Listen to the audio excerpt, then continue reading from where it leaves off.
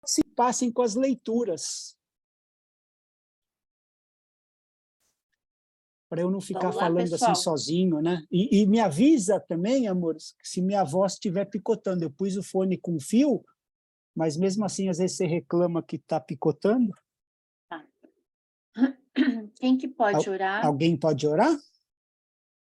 Eu posso. Então, vamos lá, Lê. Glória a Deus. Senhor, nós te louvamos e te agradecemos, Pai, pelo privilégio de estarmos aqui reunidos e poder estudar cada vez mais da sua palavra, Pai.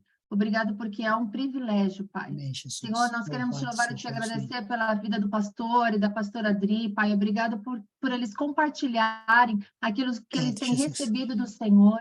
Te louvo por cada um que está aqui, papai, para aprender. Que o Senhor possa abrir o nosso entendimento para absorver tudo aquilo, Pai, que é a essência da tua palavra. Que o Senhor guarde a cada um, a família de cada um aqui representado, papai. Ser conosco durante essa aula. Em nome de Jesus, amém.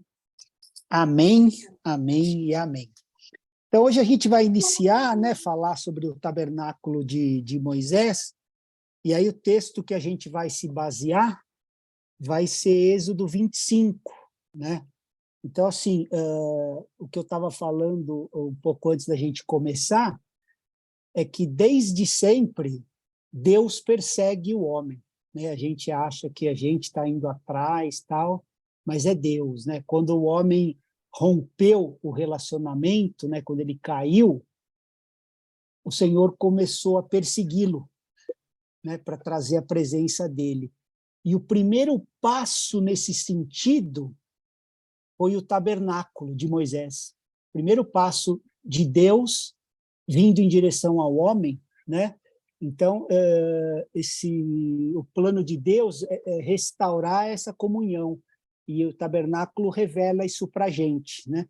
Eu queria que alguém lesse Êxodo 25, o verso 1 e 2. Posso ler, pastor? Amém. Posso ler. Vamos Oferta lá. para o tabernáculo. Então disse o Senhor a Moisés: fala aos filhos de Israel que me tragam uma oferta.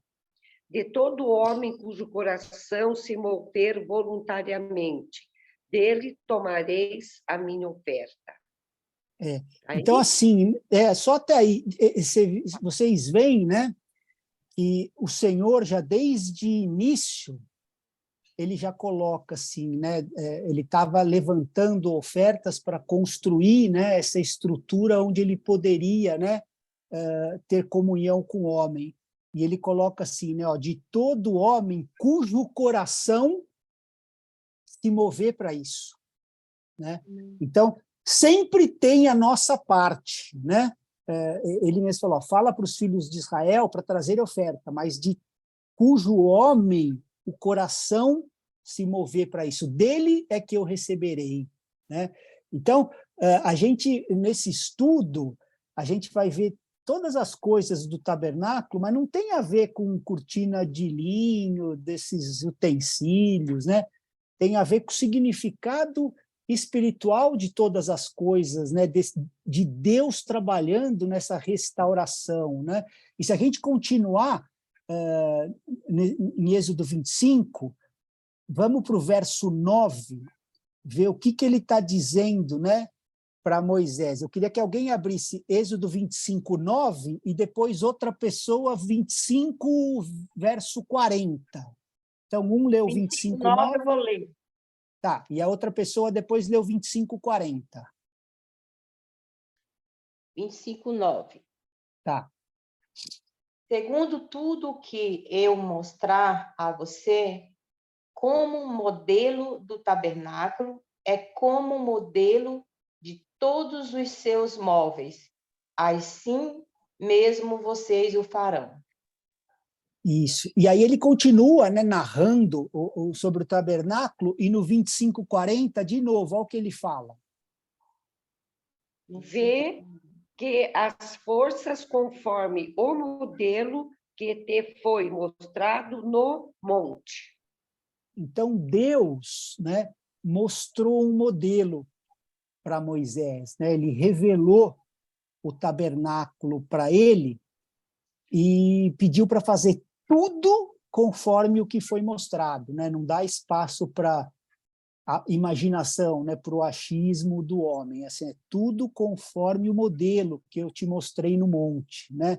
E Romanos 15 fala para a gente, né, que tudo o que foi escrito, né, nós estamos falando da palavra de Deus, para o nosso ensino é que foi escrito. Então, não tem nada na Bíblia que a gente pode achar que não serve para o aprendizado. E ele continua dizendo assim, a fim de que pela paciência e pela consolação das Escrituras tenhamos esperança, né? Por isso que de manhã eu coloquei que esse ensino renova a nossa esperança, né? A gente consegue ver que desde sempre o coração de Deus quer habitar com o homem, né? Com a criação dele. Então nos dá esperança porque revela para a gente o coração de Deus, que é sempre habitar no meio do seu povo, né? Por isso que Deuteronômio fala que a porção do Senhor é seu povo, né? Então Deus deu um modelo bem detalhado, né? Para Moisés seguir com o povo.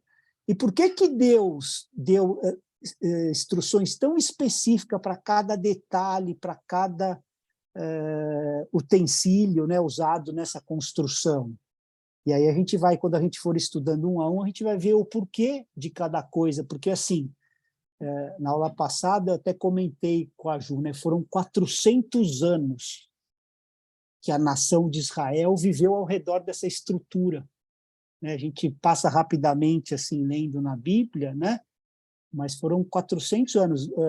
Há mais na Bíblia sobre o tabernáculo do que qualquer outro assunto, se você separar por assuntos, né? Tem 40 capítulos totalmente dedicados, né? E alguns espalhados, né, pelo Novo Testamento, remetendo. E só 2 que falam da criação. Então, você vê a importância, né, dele querer mostrar isso. Né? Por que tanto detalhe? Por que ele detalhou tanto? Você acha que ele está interessado que eu tenho que saber como era uma tenda no deserto?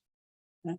Então, a gente vai caminhar junto nisso, né? Entender mais sobre o que significa a presença de Deus e por que o tabernáculo, né, essa estrutura, ia permitir que o Espírito Santo de Deus habitasse no meio dos homens. Né? Eu queria que alguém abrisse, estamos em Êxodo 25, tá? Para a gente ler do 8 até o 11. Do 8 ao 11, 25, 8 ao 11.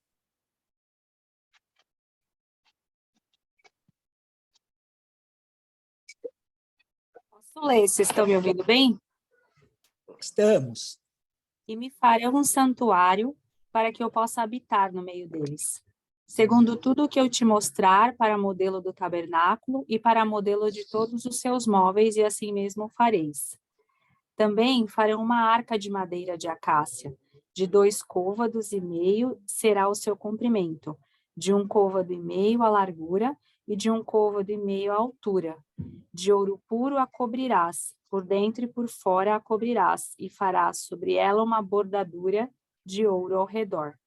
É só até o 11? Só até o 11. Então, você vê que nessa porçãozinha, né, no 8, falou, vocês vão fazer um santuário para que eu possa habitar no meio do povo, né? Deus está falando. Então, assim, quando Adão caiu, ele quebrou a comunhão com Deus e ele deu o domínio dessa terra para Satanás, né?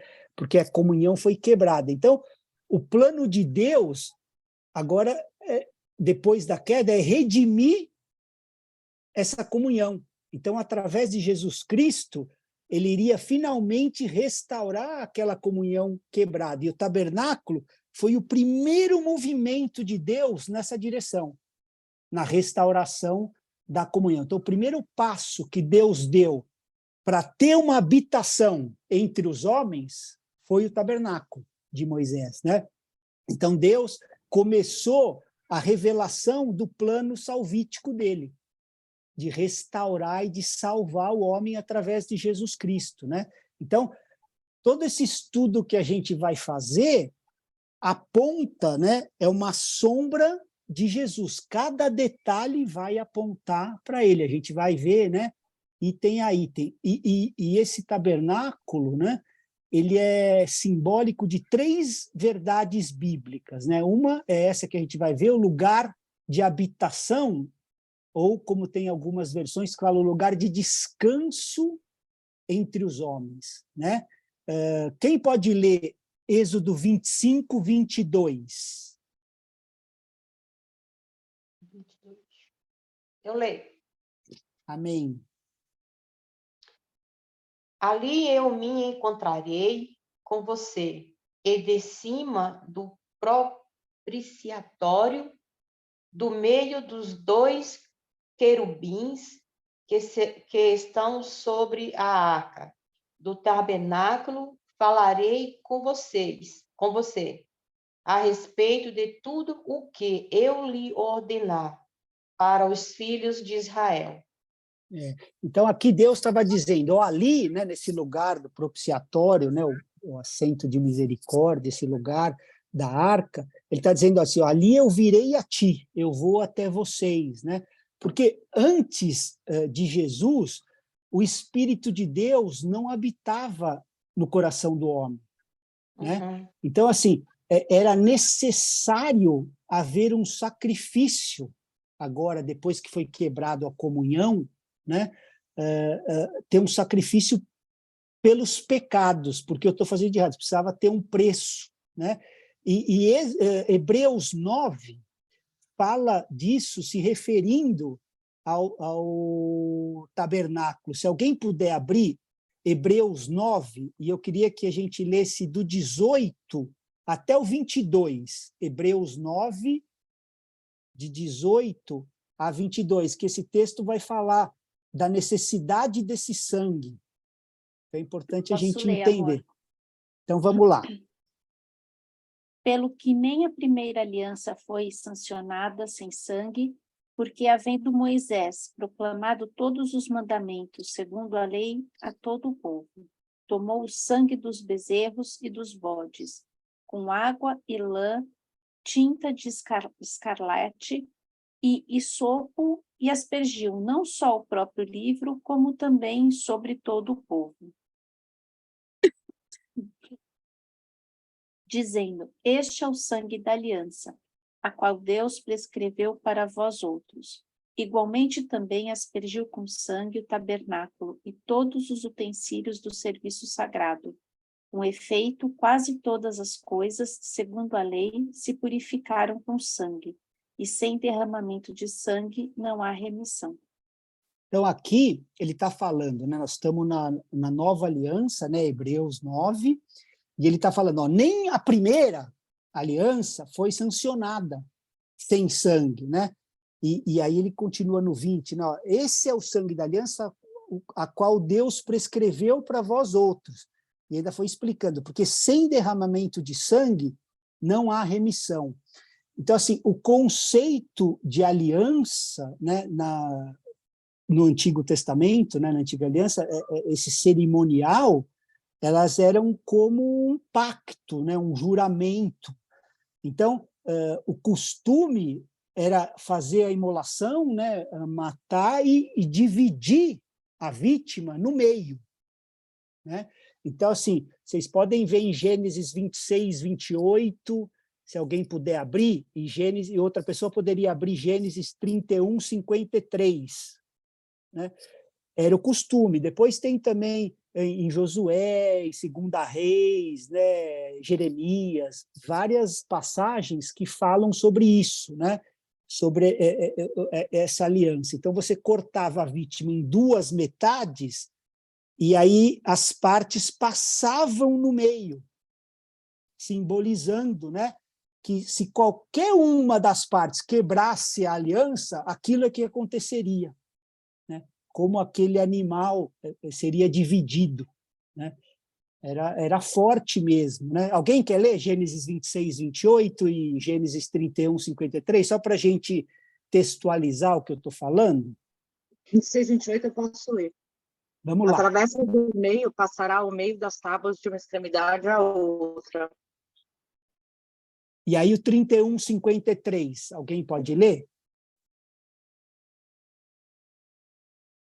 Em Gênesis 15, 9 e 10, também fala isso, se alguém quiser por curiosidade, ou o 17 e o 18 também. Êxodo 31, o quê? 31, 53. Não, Gênesis. Desculpa, é Gênesis 26, 28 e Gênesis 31, 53. Pode ler? Oi? Pode ler, pastor? Pode ler. O Deus de Abraão é o Deus de Naor. O Deus do pai deles julgue entre nós. Jurou Jacó pelo temor. Não, e jurou Jacó pelo temor do seu pai Isaque. É que está temor maiúsculo, né?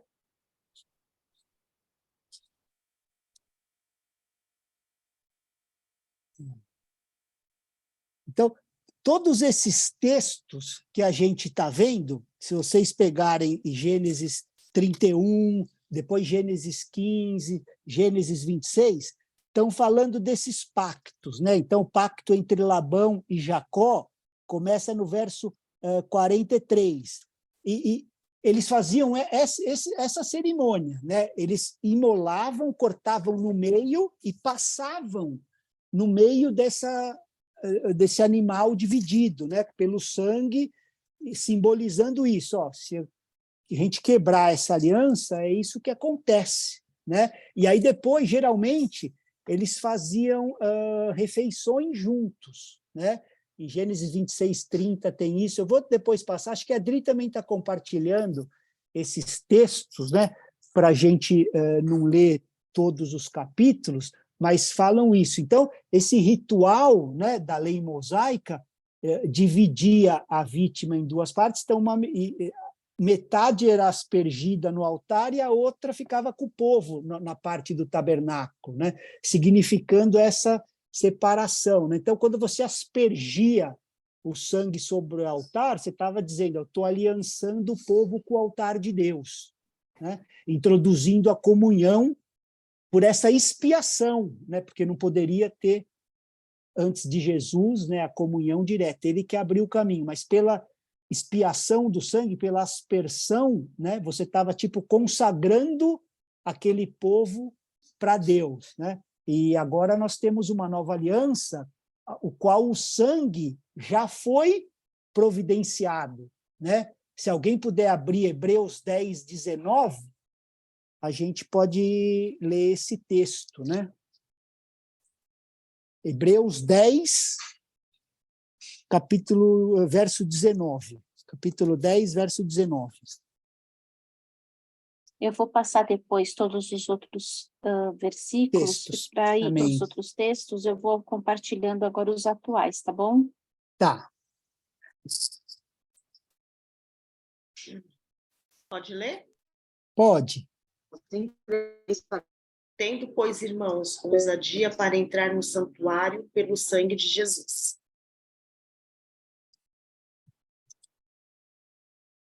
Então, diz assim, né, para a gente agora, com intrepidez, né, entrar no Santo dos Santos, né, pelo sangue de Jesus, pelo novo e vivo caminho que ele nos consagrou, né, pelo véu, e ainda explica, isso é, pela sua carne. Então, hoje, a gente pode ir diretamente ao trono de Deus, né, ousadamente, com intrepidez. Mas, naquela época, o primeiro passo foi através do tabernáculo, né? Então, era um ministério de reconciliação, né? O desejo de Deus em restaurar a amizade que foi perdida lá no jardim, né? Restabelecer essa amizade, porque essa transgressão, a gente precisa entender, quando a gente vê isso, a seriedade do pecado, né? Quantos pecados Adão precisou fazer para acontecer isso? Né? A gente precisa entender isso. Então, essa transgressão deles rendeu o domínio que Deus tinha dado para eles. né? O domínio passou a ser de Satanás, né? Então, Gênesis 1:26 fala disso, né? Mostra como o Satanás não tinha direito legal algum de domínio sobre a terra, se não fosse pelo homem. Alguém pode ler Gênesis 1:26? Eu leio. Disse também Deus: façamos o homem à nossa imagem, conforme a nossa semelhança. Tenha ele domínio sobre os peixes do mar, sobre as aves do céu, sobre os animais domésticos, sobre toda a terra e sobre todos os répteis que rastejam pela terra. Então, o domínio do homem sobre toda a terra. A Jo acabou de ler, né? Então, ele não tinha direito algum, Satanás, né? Então, pela transgressão é que o homem delegou esse direito, né? Porque a gente acabou de estudar o livro de Efésios, né? E a gente vê lá, Efésios 2:2, né? Segundo o príncipe da potestade do ar, que atua agora nos filhos da desobediência, né? E depois fala nas regiões celestes, né? Então, por isso que ele é chamado príncipe do ar, ele não tem direito algum aqui, a não ser pelo pecado do homem, né? Então, o tabernáculo foi esse primeiro ponto indicativo do desejo de Deus em restaurar. Não, quero restaurar, né, o que o homem perdeu. E aí, quando é que foi finalmente concluído essa restauração, né? Quando é que foi restaurada essa comunhão?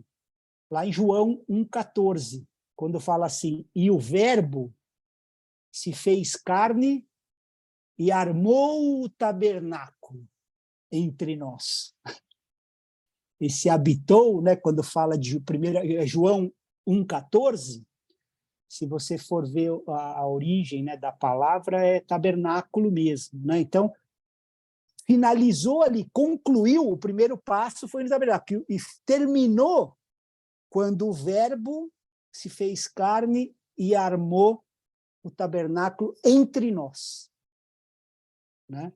Então, fala dessa comunhão e consagração, né, de separar um povo para si mesmo, né, para o serviço de Deus, de se tornar um com ele, porque é o que Jesus falava, né, que eles sejam um comigo assim como eu sou um contigo, né? Então, a ideia do coração de Deus era, uma vez do homem caído, ou melhor, inútil para o propósito, era separar agora um povo da idolatria, das falsas religiões, dos descrentes, dos impuros, da maldade, né? 2 Coríntios 6, eu queria que alguém lesse de 14 até o 18. 2 Coríntios 6, de 14 a 18. Esse texto fala, né, que nós somos santuário de Deus. Ele fala para a gente não se pôr em julgo desigual. Quem vai ler? Posso ler. Amém. Não vos ponhais em julgo desigual com os incrédulos, porquanto que sociedade pode haver entre a justiça e a iniquidade? Ou que comunhão da luz com as trevas? Que harmonia entre Cristo e o maligno? Ou que união do crente com o incrédulo? Que ligação há entre o santuário de Deus e os ídolos? Porque nós somos santuário do Deus vivente, como ele próprio disse: habitarei e andarei entre eles, serei o seu Deus e eles serão o meu povo.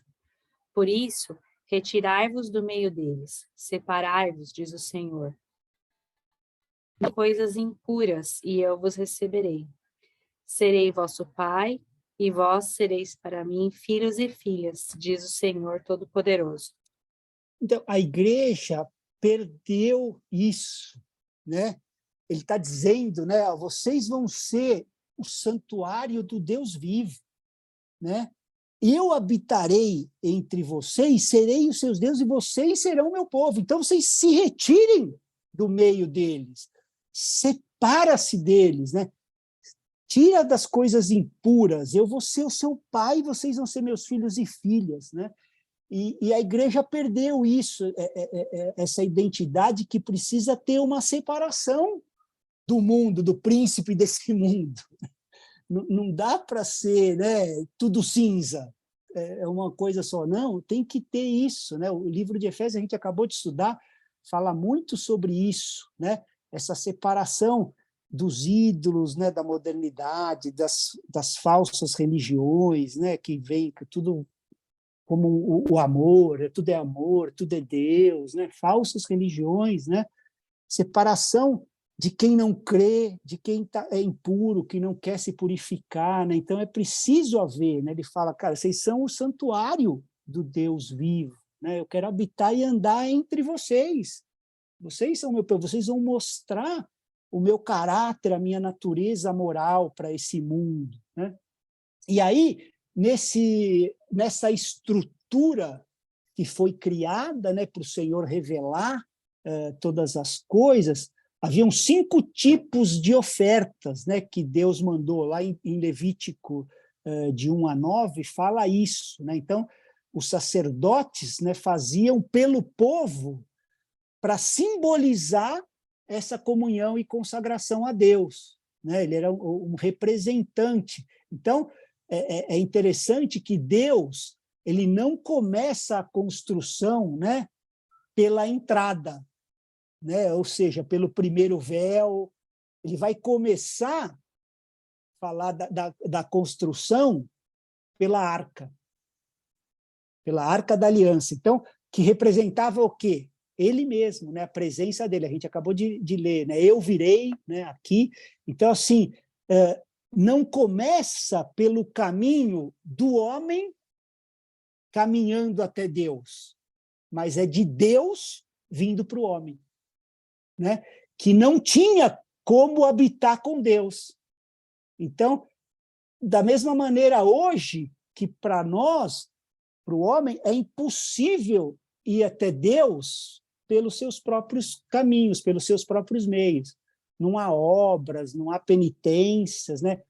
A não ser por Jesus, ninguém vem a Deus. Ou melhor, é sempre Deus vindo ao homem, né? Nos ensina. Então, tudo que a gente vai estudar, né, hoje é uma introdução, os utensílios, as medidas, o serviço, tudo aponta para Jesus, a sua obra e a sua graça.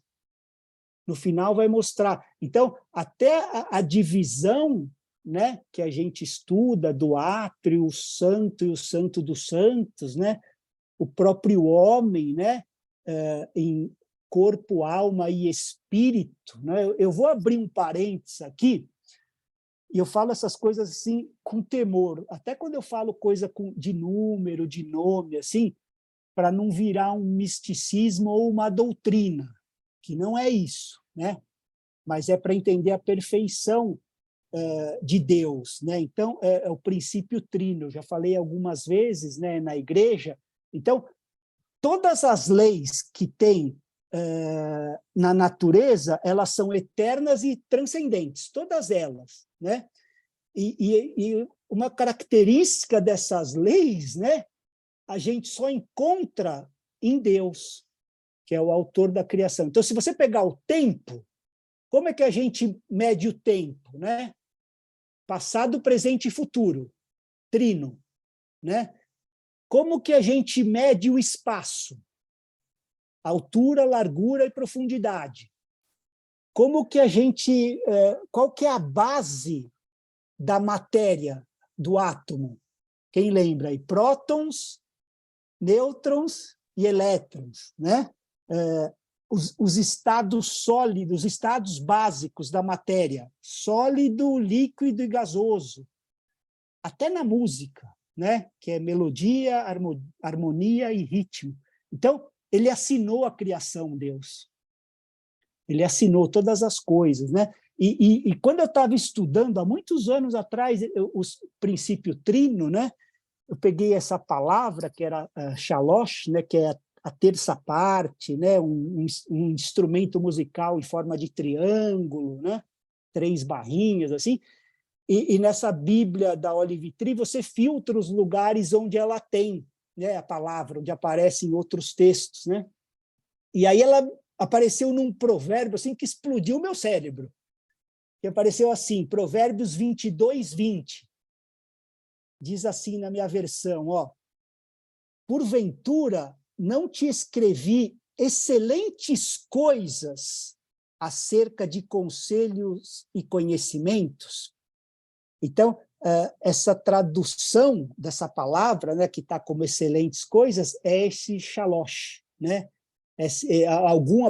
Tem algumas versões que falam de escrevi 30 ditados, alguma coisa revelando assim trino, e está aqui nessa palavra, né? Então ele está mostrando algo aqui, ó, não escrevi coisas excelentes, né? O shalosh, trinas, né? Coisas trinas a respeito de conselhos e conhecimentos. Então, assim, nessa estrutura do tabernáculo, a gente tinha o átrio... Provérbios o quê? É Provérbios 22, 20. Se vocês quiserem ler na tradução de vocês, né? Tem algumas traduções que falam assim, por acaso eu não escrevi 30 ditados, né? Algumas eu não escrevi excelentes coisas, mas é essa palavra aí, shalosh, né? Que é o trino, a terça parte, né? Uma medida de 3. Então, alguns falam, não escrevi porventura 3 vezes, 30 ditados, né? Depende da tradução. A NVT, se eu não me engano, é 30 ditados. A mas minha elas... tá 30 provérbios. Então, conselhos e conhecimentos. É mais porque a palavra é essa, então fica difícil deles darem uma tradução literal, né? Mas está falando assim, ó, não escrevi excelentes coisas, né, a respeito de conselhos e conhecimentos. Então, a gente vendo assim esse princípio trino, né, como ele dividiu o tabernáculo, átrio, santo lugar e santo dos santos. Então, tinha a medida do átrio, 4.000 côvados. A medida do santo lugar, 2.000 côvados. E a medida do santo dos santos, 1.000 côvados. Aí, se a gente pegar 4.000 anos da criação até Jesus, átrio. Santo lugar, 2.000 côvados, 2.000 anos de Jesus até agora. Santo dos santos, 1.000 côvados. Representa a plenitude, né? A habitação, o milênio, né? Então, estamos na porta, igreja. A gente tem que entender os tempos. Então, nesse princípio trino, né? Quando Jesus falava assim, eu sou o caminho, verdade e a vida, né? A minha vontade, ela é boa, agradável e perfeita, né? Você vai ver as sementes, né? As que vão frutificar 30, 60 e 100. Aí você vai lá, os eventos, né, das festas do Senhor, Páscoa, Pentecostes, tabernáculos, né? Então, tem vários exemplos na Bíblia, né? Se a gente for ficar falando, tem muito mais ainda, mas tem aqueles, os que vêm, os que entram e os que herdam o reino, né? Então, tem esse princípio por todas as escrituras, né? Então, a gente vai ver também dentro do tabernáculo esse princípio, né? E a gente mesmo viu Paulo ensinando, né, para Timóteo, falando que toda a escritura ela é inspirada, né? Ele usou a palavra teopneustos, né? Tipo, soprada por Deus, sendo útil para ensino, repreensão e correção e educação na justiça, né? Então, tudo que Deus coloca na palavra serve para nós, por alguma razão, né? Eu queria que alguém abrisse 1 Coríntios 10, 11. A Adri também colocou um texto, Romanos 15, 4, né? Que eu até coloquei de manhã na chamada, né? Que nos renova a esperança, né? Que tudo que foi escrito é para nosso ensino, que pela paciência e consolação das Escrituras a gente tem a esperança. Alguém pode ler 1 Coríntios 10, 11? Posso, pastor? Amém. Tudo isso lhes aconteceu como exemplos. Todas essas coisas estão escritas para aviso nosso, para quem já são chegados os fins dos séculos. Então, tudo, né, que é escrito é para nos advertir, né, para nos dar exemplo, para a gente entender. E é interessante, eu vou voltar um pouquinho no princípio trino, que até Jesus ele deu a própria divisão trina das Escrituras para os discípulos, porque ele disse assim, ó, importava que cumprisse tudo de mim que está escrito na lei de Moisés, né, que é lei de Moisés, Salmos e Profetas, né, que era a Bíblia que eles tinham, né, a divisão trina dele. Então, a revelação do tabernáculo, né, é parte dessa lei. Então, como profecia concernente a Cristo, né, nos tipifica isso, porque lá em Lucas fala assim, ó, começando por Moisés, discorrendo por todos os profetas, expunha-lhes o que era a respeito de mim que constava nas Escrituras, né? Jesus mesmo disse, no rolo do livro está escrito a meu respeito, Hebreus 10, 7. Então, o tabernáculo, sendo parte, né, desse livro, nos remete, né, a Jesus Cristo e a tua igreja, né? Eu queria que alguém abrisse Gálatas 3, 24. Aí outra pessoa poderia abrir Mateus 5, 17 e Mateus 11, 13.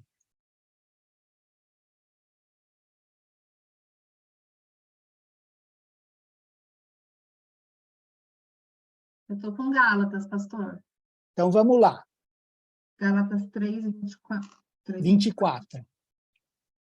De maneira que a lei nos serviu de aio para nos conduzir a Cristo, a fim de que fôssemos justificados por fé? Então, esse aio, né, é um tutor, é um guia, né? Então, a lei nos serviu para isso, para nos guiar, para nos conduzir até Cristo. Então, a gente vai ver isso.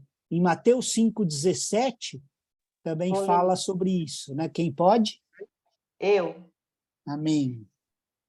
Não pense que vi revogar a lei ou os profetas. Não vim para revogar, mas para cumprir.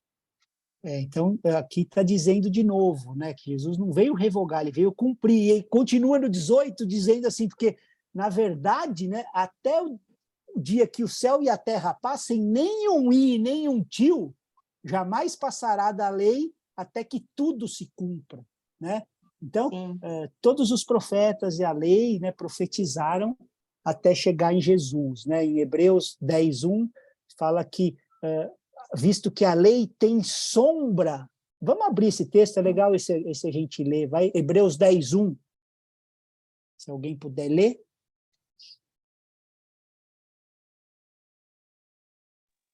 Está aberto aqui, pastor. Vamos lá, ler. Ora, visto que a lei tem sombra dos bens vindouros, não a imagem real, tá certo? Tá certíssimo. Não a imagem real das coisas. Nunca jamais pode tornar perfeitos os ofertantes, com os mesmos sacrifícios que, ano após ano, perpetualmente, eles oferecem. Então, está dizendo assim, que visto que a lei tem sombra, né, dos bens vindouros, né, essa palavra é esboço, né, eles traduziram como sombra. Então, o que é o propósito do esboço de uma sombra, né? Vai apontar para aquilo que é projetado, né? Então, aquilo que vai vir a substância, né? Vai nos mostrar. Então, ó, a lei é a sombra dos bens vindouros, o que nós vamos encontrar. Então, o propósito da sombra é apontar para aquilo, para a substância. Então, esse tabernáculo de Moisés era uma figura do verdadeiro tabernáculo. Era uma sombra, uma figura, apontava. Se alguém puder abrir Hebreus 9:24, e aí eu queria que outra pessoa abrisse Hebreus 8, do 4 ao 5.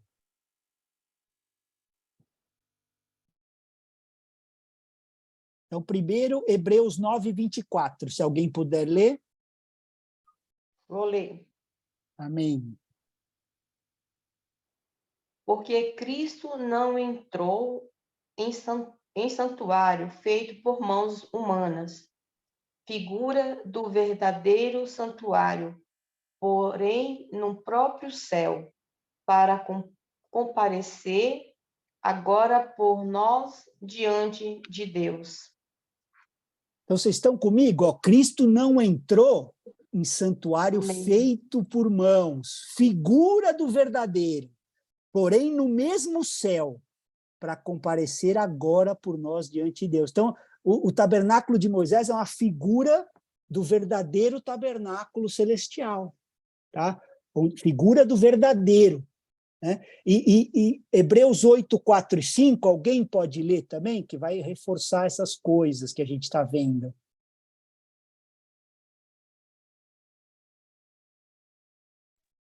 Se ninguém vê, eu leio. Então vai. Ora, se ele estivesse na terra, nem mesmo sacerdote seria, visto existirem aqueles que oferecem os dons segundo a lei, os quais ministram em figura e sombra das coisas celestes, assim como foi Moisés divinamente instruído quando estava para construir o tabernáculo. Pois, diz ele, vê que faças todas as coisas de acordo com o modelo que te foi mostrado no monte. Então, esse texto, né, está falando assim, ó, os quais ministram em figura e sombra das coisas celestes, o verdadeiro tabernáculo, né? Então, assim como Moisés foi divinamente instruído, né, quando estava para construir o tabernáculo. Então, esse tabernáculo de Moisés foi uma parábola, né, enquanto o primeiro tabernáculo continua erguido. Então, ele nos mostra, né, para a gente ter uma comparação do porvir. Vamos ler Hebreus 9, 8 e 9. Hebreus 9, verso 8 e verso 9. Está falando que é uma parábola, né? O que é uma parábola? É uma história que conta, né, que mostra uma verdade, né, um propósito, uma comparação. Então, vamos lá. Eu posso ler. Posso ler? Amém. Então vai, TT, vai, TT. Vai, TT, vai. O Espírito Santo estava dando a entender com isso que o caminho do Santo dos Santos ainda não está descoberto, enquanto continua em pé o primeiro tabernáculo. Esta é uma parábola para o tempo presente, em que se oferecem tantos dons como sacrifícios que, quando a consciência não podem aperfeiçoar aquele que presta o culto. Então, vocês estão entendendo como o Senhor revela todas as coisas, né? Ele está falando, ó, querendo, e com isso, entender o Espírito Santo, que ainda o caminho do santo não se manifestou enquanto o primeiro tabernáculo continua erguido, né? E aí ele continua explicando, isso é uma parábola para a época presente. Esse texto que nós estamos lendo é Hebreus, é Nova Aliança, né? Então, todas as coisas do tabernáculo eram tipos do que estava por vir, do tabernáculo celestial, né? Vamos abrir Atos 7:44? Ô, Má, desculpa, essa última eu não peguei. É assim, está dizendo que o caminho para o santo lugar ainda não estava, né, manifesto, mas que o tabernáculo primeiro continua erguido, o tabernáculo celestial, tá? Que está falando o qual Jesus entrou, tal. E aí ele explica, porque o texto de Hebreus explica espiritualmente Levítico e Êxodo, esse sacrifício. E aqui ele está falando assim, ó, isso é uma parábola. Está explicando, o tabernáculo de Moisés foi uma parábola, né? E aí fala, ó, tudo que era oferecido, os dons, tal, eram ineficazes para aperfeiçoar, porque tudo que era feito lá só cobria, aspergia, mas não era o tabernáculo eterno, o qual a gente tem acesso, né, através de Jesus Cristo. Então, as coisas do tabernáculo, tudo que a gente for estudar, são tipos de coisas que estão por vir, que nós vamos viver com o tabernáculo eterno, né, com o Senhor. Então, esse texto de Atos 7:44 fala desse tabernáculo do testemunho. Se alguém puder ler. Atos o quê? Atos 7:44. Tá. A Ju vai ler? Não, pode ler. Tá. O tabernáculo do testemunho estava entre nossos pais, no deserto, como havia ordenado aquele que disse a Moisés, que o fizesse segundo o modelo que tinha visto. Então, todas as coisas, né, ele está testemunhando, né, ele está mostrando tudo que era do tabernáculo de Moisés apontava para algo que iria por vir, né, estava dando testemunho. E é interessante que tem um princípio, né, na palavra de Deus, que não é primeiro o espiritual, e sim o natural, depois o espiritual. Está em 1 Coríntios 15:46. Né? Então, a gente olha o natural, o material, né, o que é temporal, e aí a gente descobre pelo Espírito a verdade espiritual atrás, que era o que Jesus fazia nas parábolas, né? Uma verdade espiritual através daquela história. Né? As coisas que não são vistas pela mente natural. Então, primeiro ele mostra para a gente acessar o espiritual. Né? Então, se vocês abrirem, depois vocês leem lá, 1 Coríntios 15:46. Não é primeiro o espiritual, e sim o natural, depois o espiritual. Né? E se alguém puder ler 2 Coríntios 4:18, acho que é legal a gente ler esse texto também.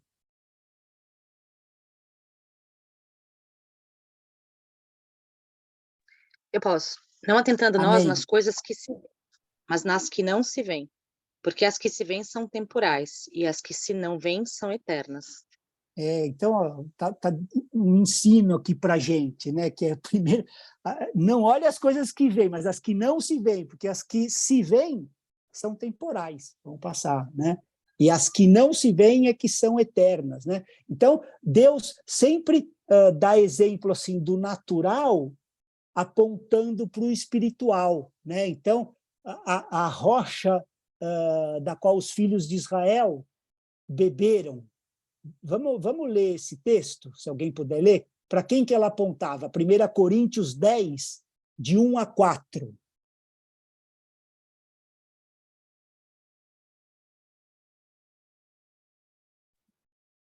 Posso ler. Ora, irmãos, não quero que ignoreis que nossos pais estiveram todos sob a nuvem, e todos passaram pelo mar, tendo sido todos batizados, assim na nuvem como no mar, com respeito a Moisés. Todos eles comeram de um só manjar espiritual e beberam da mesma fonte espiritual, porque bebiam de uma pedra espiritual que os seguia, e a pedra era Cristo. Então, para quem apontava essa rocha? Para Cristo, né? O maná que caía do céu, né? João 6, de 48-51. Quem pode ler? Esses são alguns exemplos do natural apontando para o espiritual, tá? Que a gente está lendo. Então, João 6, 48-51. Quem que pode ler?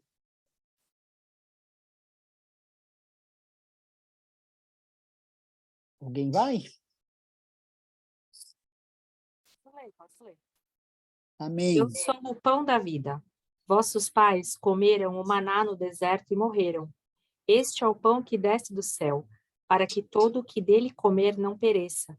Eu sou o pão vivo que desceu do céu. Se alguém dele comer, viverá eternamente. E o pão que eu darei pela vida do mundo é a minha carne. Então, o maná, né, que veio do céu apontava para quem? para Cristo, né? Sempre o natural apontando para o espiritual. Lembra do Cordeiro de Deus, né? João falou lá, eis o Cordeiro de Deus que tira o pecado do mundo, apontando para quem?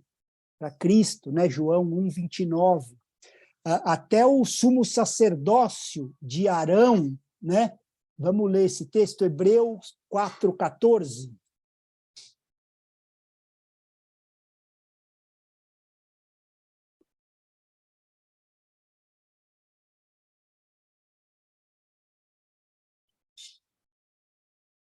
Eu leio, Alguém lê? pastor. João 4:14. Hebreus 4:14, Hebreus né? 4:14. Tendo, pois, a Jesus, o Filho de Deus, como grande sumo sacerdote que penetra os céus, conservemos firme a nossa confissão. Então, o sumo sacerdócio de Arão também demonstrava o ministério sacerdotal de Jesus Cristo, né? Então, exemplos do natural sempre apontando para o espiritual. Eu quis dar esses exemplos para a gente não ir além do material nesse estudo. A gente vai olhar todas as coisas no material, mas mostrando, né, para onde está apontando, porque dentro do tabernáculo, né, todos os utensílios, os metais, cortina, a gente vai fazer, né, bem detalhado as coberturas, até as atividades que eram feitas nessa estrutura, né, do tabernáculo de Moisés, tipificava Jesus Cristo. Era o Senhor já mostrando nesse primeiro passo o que ia ser feito nessa restauração, né? E aí a gente vai entrar na semana que vem no entendimento da aliança que Deus estabelece, né? Que é a aliança mosaica, porque até antes do tabernáculo ele estabeleceu uma aliança, né? Quando ele chama Moisés, e aí ele começou a revelar, né, 5 áreas principais, que era a lei, né, do povo. Ele separa um povo e começa, vou dar aqui o meu Torá, né, o meu ensinamento. Então, que era uma lei moral, civil e cerimonial. Aí ele começa a dar também o sacerdócio para esse povo, né, até as vestes, nós vamos ver tudo, mas ele vai fundo. Ele começa a dar as ofertas, como ele quer, né? 5 ofertas, nós vamos ver cada uma delas, né? Tanto as cerimoniais como as sacrificiais. As 3 principais festas, né, que se desdobram em 7, mas na verdade são as 3 principais, que é Páscoa, Pentecostes e Tabernáculos. E o próprio tabernáculo do Senhor, né, com o seu serviço. Então, tem muita coisa que a gente pode ver, mas a gente vai se concentrar, né, para a gente não sair muito, no estudo do tabernáculo em si, né? E, de novo, né, pessoal, está longe de ser um estudo completo. Tem gente que fica, uma vida, né? 40 anos, 50 anos estudando, né? Mas a gente vai estudar o máximo que a gente conseguir, né, do que a gente já viu e o que Deus dê graça para a gente acessar, né? Mas a gente sabe que há homens que ficam uma vida inteira estudando só, né, esse assunto, e não é o meu caso, né? Mas a gente vai ver tudo isso daí, né? O tabernáculo como essa tipificação, né, do Senhor Jesus, a primeira interpretação, né, da pessoa de Jesus como Filho de Deus, né, quando fala, e o Verbo se fez carne e tabernaculou, né, e montou o tabernáculo entre nós. Então, a partir daí que a gente vai ver. Mas aí a gente começa a entrar nessa tipificação na semana que vem, porque senão a gente vai parar bem na parte que ele tipifica Jesus, depois profeticamente, né, a igreja local e a universal, né? Quando eu falo universal, não é do Edir, é do universo, né? De todos os crentes em todos os confins da terra aí. Na dispensação dos tempos, né? A aliança da lei, a nova aliança e a eternidade, e o celestial do verdadeiro e o tabernáculo celestial, né? Que permanece erguido até hoje. Então, a gente vai ver isso aí, a caminhada de Deus ao homem, que é a caminhada da graça, né? Desde sempre, a gente às vezes acha que faz alguma coisa, mas no jardim, Deus já foi gracioso, né? Porque quem veio atrás do homem? Onde você está? Né? Onde você está? Quem impediu o homem de comer da árvore da vida em pecado? Ou seja, ter a vida eterna separado de Deus. Então, Deus sempre foi gracioso, né? Independente da aliança, né? A manifestação suprema da graça a gente recebe através de Cristo, mas Deus sempre foi gracioso, é parte do caráter e da natureza moral dele, né? Amoroso e gracioso. Então, a gente vai ver isso, né? A caminhada de Deus ao homem, né? Se Deus não vier primeiro em graça ao homem, o homem nunca será capaz de procurar a presença de Deus, né? E a gente vai seguir essa abordagem como seguiu no tabernáculo, né? Que começa dele para nós, né? Então ele começa da arca da aliança, né? Da presença dele, vindo até o homem. Essa é a abordagem que a gente vai seguir, né? Então, antes hoje de eu desligar, hoje a gente introduziu.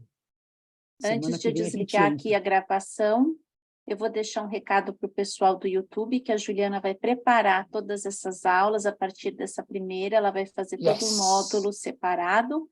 Então, você aí que está assistindo no YouTube, se inscreva no canal, dê um like e ative o sininho para receber as notificações.